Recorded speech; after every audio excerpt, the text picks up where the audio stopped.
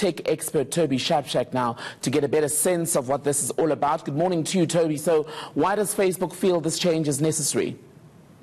Well, Facebook obviously wants to be the everything app or the everything service. You know, that's what they call Amazon, the everything store.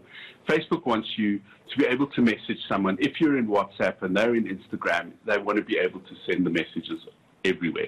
Remember that Facebook's imperative is to be the biggest network possible and to continuously grow. Wall Street always looks at your growth plans. If you are continuously growing and continuously getting more and more people on your platform, communicating, etc., that's obviously in Facebook's best interest. How do you do that? If you can't do it organically, you combine all three of your networks together, and that gives you 2.2, I think, or 2.6 billion people who could message each other. 2.2 billion people use Facebook or are registered on Facebook. 1.6 billion people use WhatsApp all the time. And by combining all of those messaging services for the consumer, for you or me, you can communicate with anyone.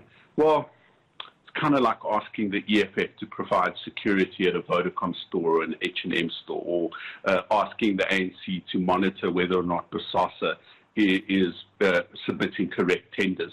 There's just no chance we can trust Facebook, who has shown us in the last year, and of course much longer in the last year, all of the information has come out, that they don't hold our personal data secure. They don't care about us as users. They care about the advertisers. So there's lots of danger for us as consumers handing over even more data than we think that we are. And people say, but I'm not giving them any information. Oh, yes, you are. Every time you use your phone says where you are.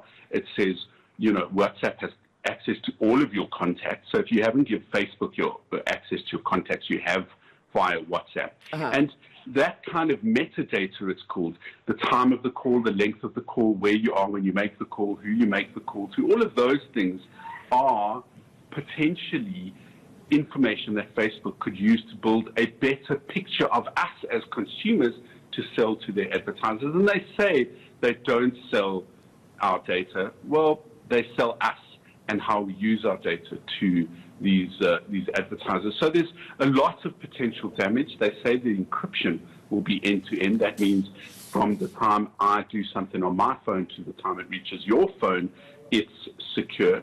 But there's a whole bunch of other data that's around it that's there. And it's kind of like asking the ANC to make sure that, you know, the BOSASA doesn't submit a fraudulent tender. You know, we just have no reassurance that their best interest is our best interest. All right, Toby, there's so much we could still discuss on this, but I'm told we are out of time.